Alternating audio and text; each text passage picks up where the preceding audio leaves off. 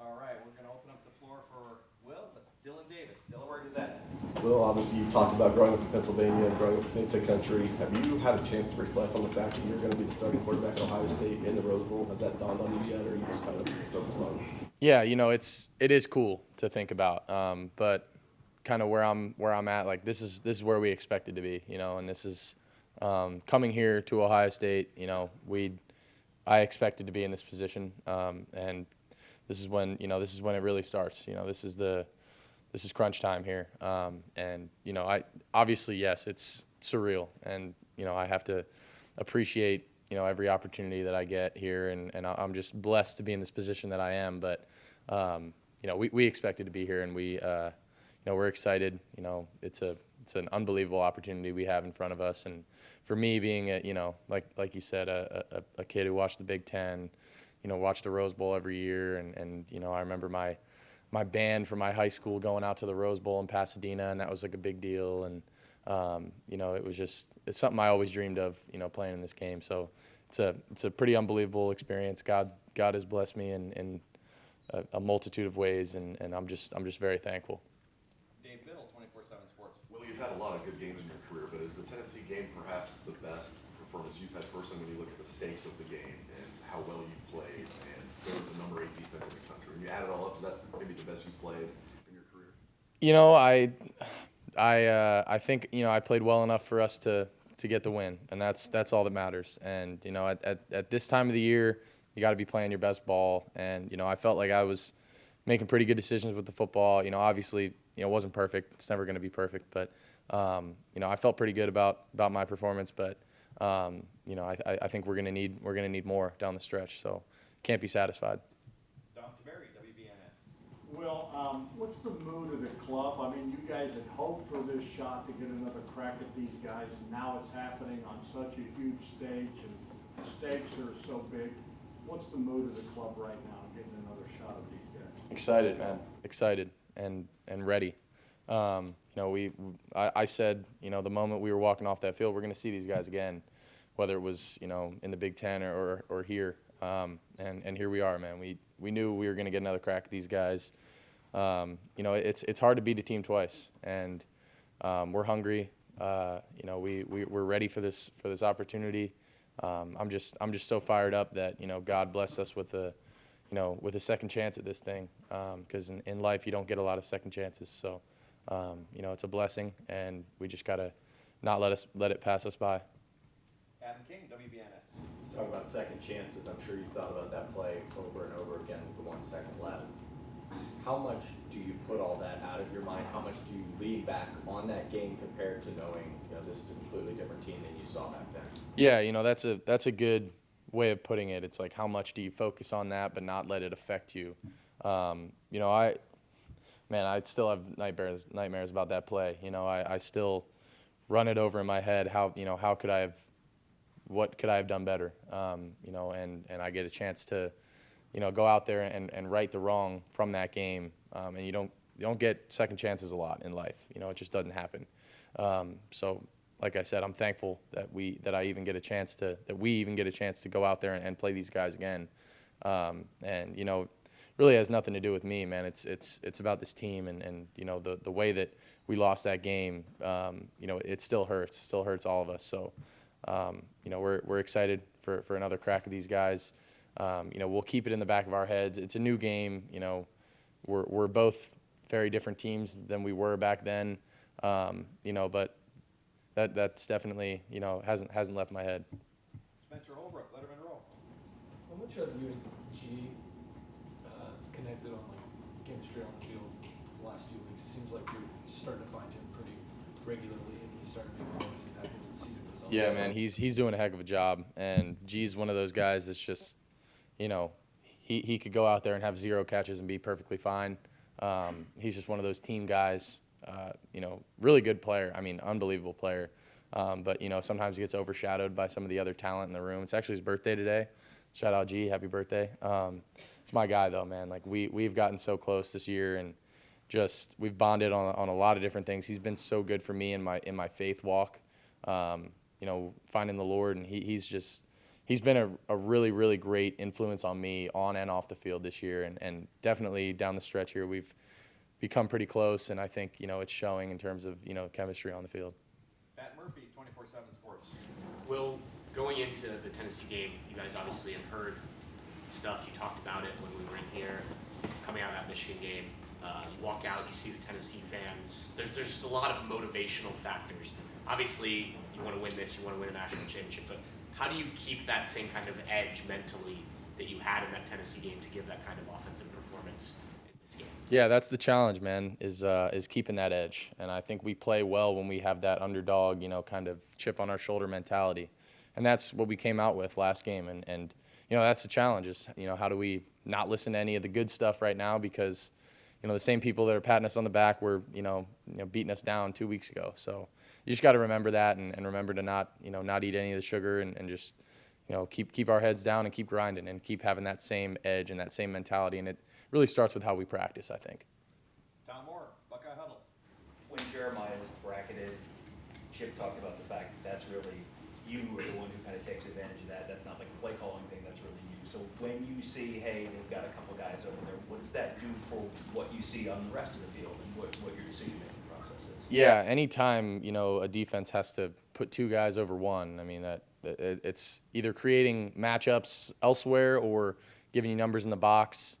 Whatever it is, you gotta be able to work with it and see it, and I wouldn't be surprised if people are going to start bracketing number 4. I'd probably do it too, but you can't forget about 17 and 2 and 88, and I mean shoot, we got guys elsewhere, so it's if you try to take one of them out of the equation, then we got other dudes that are going to step in and make plays too. So I mean, and that's the thing. I mean, you can double him and he'll still go and make some plays. So that's all part of the chess game. And like I said, playing a team twice becomes even more of that back and forth chess game. How are we going to scheme them up and vice versa. And but at the end of the day, it all comes down to execution and finding the matchups where we can and taking advantage of what they give us.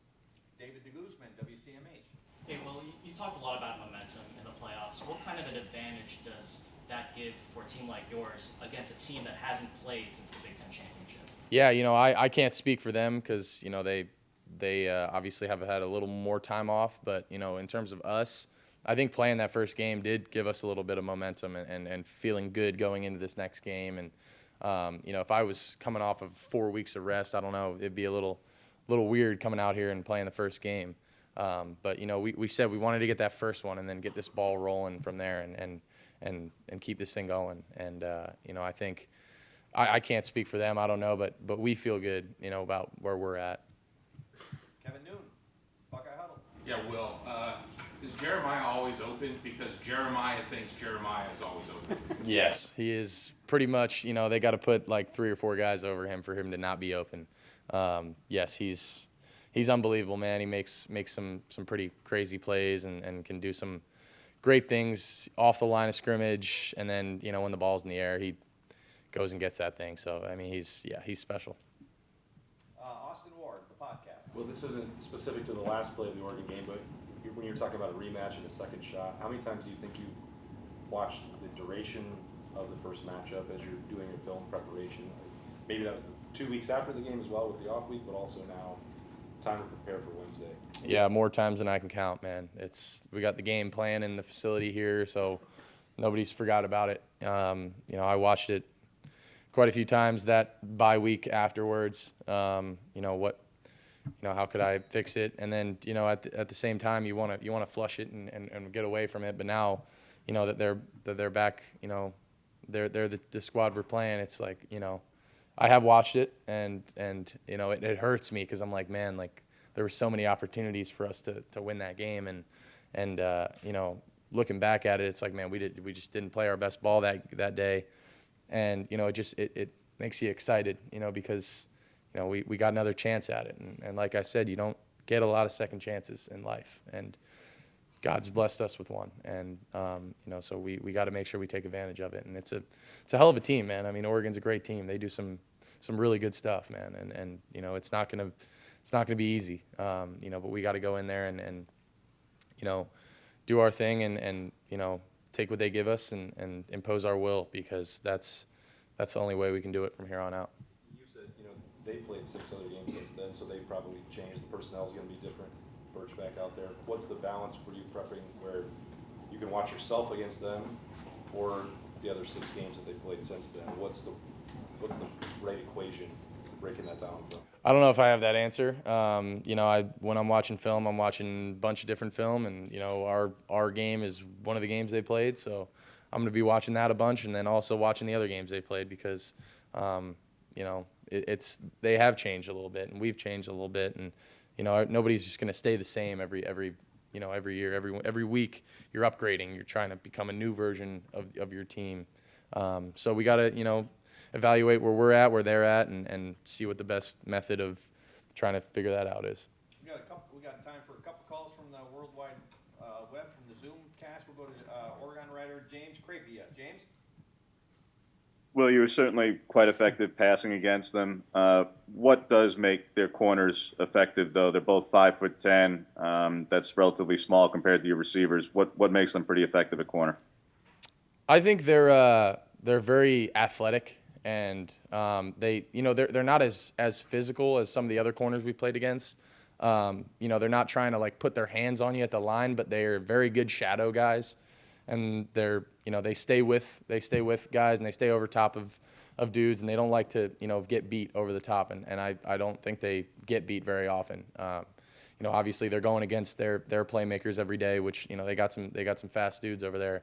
I think they're both great players. I think Sevens, I played against him when he was at Oklahoma State. I think he's a good player. He's solid. They're both solid players, but I think we got an advantage physically a little bit that we need to take advantage of, and make sure that we don't let them just stick all over us, and I'm not worried about that, but they got good players, and we're gonna have to show up and win our one-on-ones.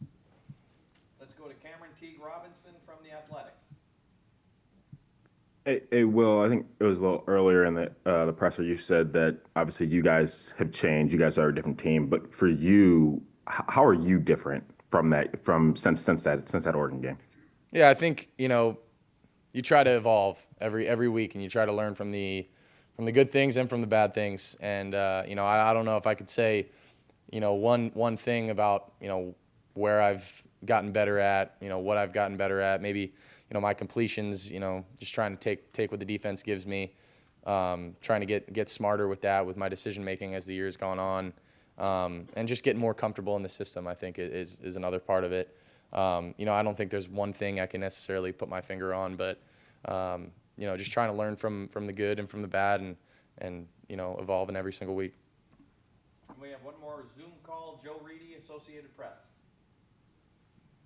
Well, what's it been like having Chip Kelly as your offensive coordinator, and just how has the relationship developed and maybe improved during the year?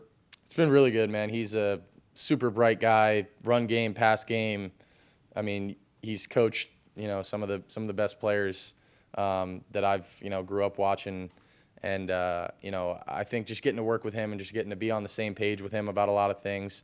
The more that this year has gone on, we've kind of just, I feel like we're in sync right now pretty damn well. And, we both kind of see things the same way sometimes, but then we're able to, have that healthy discussion of, what do you like here? What do you not like here? I think our relationship has just gotten better and better as the year has gone on. I've thoroughly enjoyed my time with him and working with him, and I think we've had a good time with it, and we want to finish this thing the right way. Is there a quarterback that he coached that, you liked or took after? I wouldn't say necessarily one of them, but I did grow up when I was an Eagles fan, and he was the coach of the Eagles. So I've seen him watch. He's brought up clips in the quarterback room of some of the Eagles stuff. So that was pretty cool. I wouldn't say there's one quarterback I emulate my game after necessarily, but it was cool kind of the first time, and I was like, oh damn, he coached the Eagles back in the day. That's pretty cool. Got time for just a couple more questions. Stephen Means, Cleveland.com. Maybe I'm making too much of this, but I think on Jeremiah's second touchdown, I think before the snap, you looked over there a couple of times. I don't know, can you just walk us through what you were seeing, and did that play just ultimately turn into, oh my God, he's one-on-one covered with one safety, I'm throwing it up? Yeah, so on that play, I'm looking at where the safety is, and if the safety gets over top of him, I'm not going to throw it to him. If he's not over top of him, I'm going to throw it to him. He didn't get over top of him. So I was just making sure that they were crazy enough to leave him one-on-one, and they were. So.